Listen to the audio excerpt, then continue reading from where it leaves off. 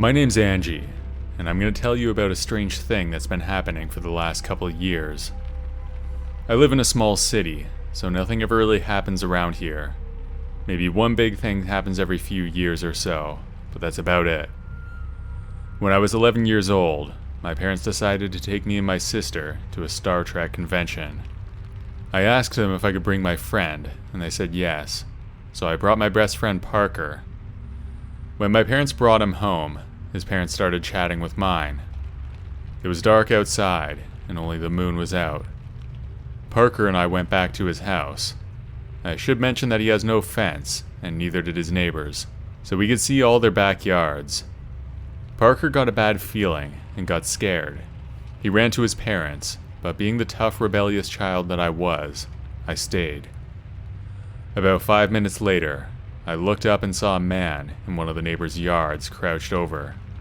It was dark, but from what the moon let me see, he was wearing a dark hoodie and jeans. What struck me as odd, though, were his orange goggles, and he had something covering his mouth. It looked like a bandana. He looked like he was in his late teens, but I'm not sure.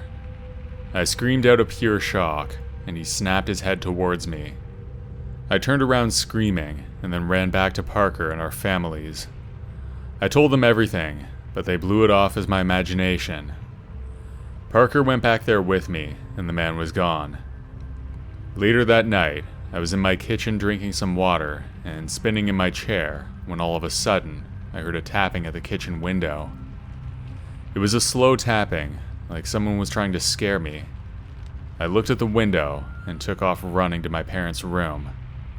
I stayed until they made me go to bed in my room, which at the time I shared with my sister. She's 2 years younger. It was around midnight and I just couldn't sleep. My bed's right next to the window of the room, so I decided to look out. I saw a man across the street with his hood casting a shadow over his face. I couldn't see it, and I stared for a good minute. When I looked away for a split second, he had disappeared. I was really creeped out, and decided ice cream would make me feel better, so I went into the kitchen and had some.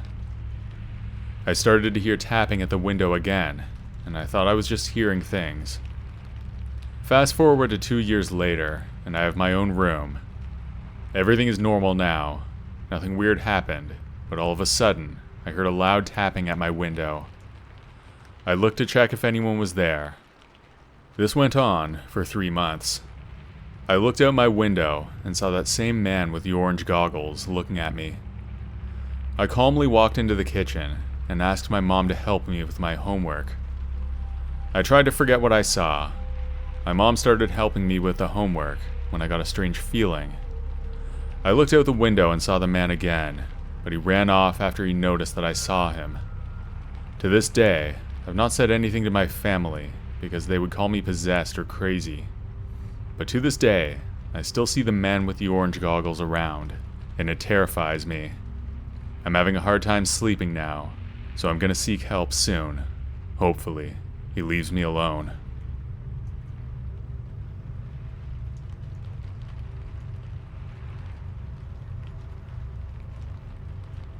It all started in high school. A few weeks in, I made a few friends and I was keen on making more, so I tried to talk to everyone that I could. I was still somewhat new to this school, and one day I got lost. That was when I met a guy who would eventually become my stalker. He showed me around. We had a conversation at first, and I thought he was nice to have as a friend. A week passed, and I had made a few more friends at this point. I wanted to hang out with them as much as I could. I felt a little bad because my other friend was a bit of a loner, so I invited him to come hang out with us. He didn't talk much at first, but then he started talking more, mostly to me, asking for advice on life. I was happy to help, until he started to ask me some strange things, like to pat him on the head like a dog, and to make him wear a leash. A bit weird, you might say. I passed it off as a joke, and I humored him, something I shouldn't have done, because he started calling me master or mistress. I asked him not to do that. I told him I was uncomfortable with his behavior, but it was apparently too late to fix things. It happened day after day. He started skipping his classes to walk into and get kicked out of mine. He followed me all day, and if I had to go to the restroom, guess who followed me inside? I asked him to stop many more times, but he wouldn't, so I got the school involved. I tried anyway. They had no proof of stalking. I found that kind of strange because many teachers had kicked him out of my classes, but nothing happened. I asked one of my guy friends to help me with some homework one night. My stalker overheard this from around a corner and didn't like who I asked for help. He fought every male I talked to. Some would find this flattering, but I found it annoying. I tried to tell him not to worry and that we were just friends, but his exact wording was, "They don't deserve you. They're worthless compared to my master." I tried to get him to stop. I yelled at him. I do feel bad because I was quite harsh, but it was the only way to get through his thick head. I thought I was finally free from that psycho. He finally stopped following me, until one day I found a letter in my locker. In the letter, my stalker expressed his disgust for males and his hate for himself, that he must be evil for his master to treat him this way. It said he must be punished. It was a few pages long, and it was very disturbing. In fact, it was the most terrifying thing I've ever read. Especially because when I finished reading it, I looked up and saw him staring at me from down the hall. He came up to me and opened his phone. He showed me pictures of a cartoon character that had a similar appearance to me, with the same brown eyes and brown curly hair. Then, he gave me a leash for him and asked me to walk him around. At that point, I ran away, up to the office, letter in hand. The principal agreed to step in now that I had proof. The cops got involved, and soon after, a restraining order was put in place. He wasn't allowed within 50 feet of me. About a month later, I was sitting in my room doing some homework when I heard a scratch at the window. I looked over, and to my horror, he was standing just outside my bedroom window. He had a collar around his neck, and a leash was dangling down from it. He was intensely glaring at me through the glass. His face then crooked into a disgusting grin before he licked the surface of the window. Then he ran off. Thankfully, I moved out of that town a month later, but after the nightmare I had that night, I decided to write this down. Being stalked is not romantic or fun. It's terrifying, bone-shaking, nerve-wracking, and the worst thing I've ever gone through. I have no idea how he is or what he's up to. I just hope he got those issues worked out.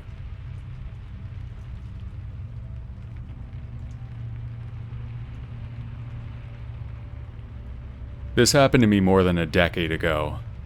The idea of having a stalker always seemed so far-fetched, like something that only happens in the movies.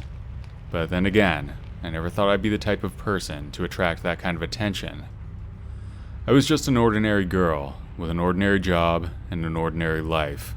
That's what I thought anyway. It started with little things I didn't even notice at first. A stranger holding the door for me. A man who would always be in the same coffee shop as me. A car that seemed to follow me on my way home from work. At first I brushed it off as coincidence, but as the days went on, it became clear that I was being watched. I tried to ignore it, to go about my life as normal, but it became impossible. The man from the coffee shop started to show up wherever I went. He'd sit across from me on the bus, or stand behind me in line at the grocery store. I could feel his eyes on me, watching my every move. Then, letters started arriving at my apartment a few weeks after I first noticed him. At first they were just creepy, the kind of thing you'd expect from a lonely person with too much time on their hands. But then they started getting more threatening, more aggressive. He started talking about how we were meant to be together, how he knew everything about me, and how he'd make sure that no one else would ever have me. I tried to go to the police, but they told me there wasn't anything they could do. They suggested I change my routine, or move to a different part of the town, but I couldn't afford to do that. That seems pretty unreasonable anyway. I was trapped, and the man seemed to know it. He'd show up at my work and wait outside my apartment building. I started to become paranoid, jumping at every little noise, looking over my shoulder every few seconds. It was exhausting, and it was starting to take a toll on my mental health. I couldn't sleep, couldn't eat, and I was constantly on edge. One day, I decided that I'd had enough. I was going to confront him face to face. Not the smartest thing to do, but I was frustrated. I went to the coffee shop, knowing he'd be there, and I walked straight up to him. I'll never forget the way his eyes looked. It was really creepy. I told him that I knew what he was doing, that I wasn't going to be afraid anymore. I told him that he needed to leave me alone, and that I wasn't interested in him, that I just wanted to be left alone. He just smiled that same creepy smile, and told me that I didn't understand, and that we were meant to be together. Then he got up and left like it was nothing. After that, things got even worse. He started to follow me everywhere, never leaving me alone. He'd show up at my work, at my apartment, even at the gym. I was terrified, and I didn't know how to handle it. One day, I came home to find my apartment door unlocked. I knew he'd been there, and I knew he'd been watching me. I packed a bag and left, not knowing where I was going, but knowing I had to get away. I ended up staying at a motel in a different part of town, too scared to leave the room. Every time I heard a noise outside, I'd jump, convinced it was him and that he'd found me. It was a miserable existence, and I knew I couldn't keep living like that forever. Eventually, I made the decision to move to a different city, and I hoped he wouldn't be able to find me there.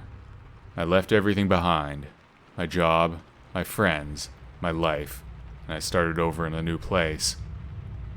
I was really scared for a long time. I thought he'd follow me. If that happened, then I would have no idea what to do. The police wouldn't do anything, so I was out of ideas. I can't explain why he never followed me. Maybe he tried but couldn't find me. I don't know. I'm just happy it's over.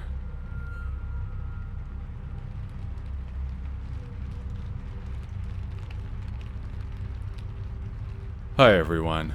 I'm from the UK, and this happened just last night. I had to go out to pick up my antibiotics. The doctor had them ready for me because I had a chest infection. When I took them, they seemed to help a little. I just felt a little stressed due to some crazies I met that day. I went to another town about 35 minutes away to pick up some new Bluetooth earbuds that I needed and some snacks. I didn't realize it would take me as long as it did. I got back to my town an hour before midnight, and the atmosphere had changed. There were some late revelers out, and some people who had drank a few. I even had a joke with a few people at a beer garden outside. I thought I would give the casino a shot. I had a little money to spare. This casino's in the city area. After talking to the guy who knows me there, I won 7 or 8 5-pound jackpots. That was dope. I won my new earbud money back. I then decided to try the bigger machine, about 20 to 25 cent games. I won a little, then lost, then won some of it back. I didn't put it all in, just 10 quid or so. I felt like chilling there for some reason. I thought my other money might arrive in my account. Not long later, a woman, either Hispanic or Spanish, sat next to me. She charged her phone, but then had some small talk with me. She seemed nice. I said I was waiting to see if my money came in, and to give it a good run. She smiled and laughed. Next she said, "Oh yeah, you know, I'm waiting on something." She then started texting something on her phone. I'm not sure if it was about me, but I thought maybe it was her friend. Something felt off. She then spoke on her phone in either Spanish or Mexican to someone called Pesos. But then she gave me some sort of a crazed stare. I thought she was calling someone to try and rob me, or possibly she could be a trafficker. Who knows? Since I didn't feel my best, she would probably have one over on me. As soon as I got up and picked up my 2 bags, she said, "Where are you going?" in a firm voice. Even the guys working there were looking at her in a confused way. As I got out and turned the corner, I noticed she had come after me at a fast pace. I then moved quickly. I walked and turned a few streets. I blended in with the late night drinkers and lost her. I must be pretty lucky to have gotten away. I don't think I will go to that casino for a few months, given what took place.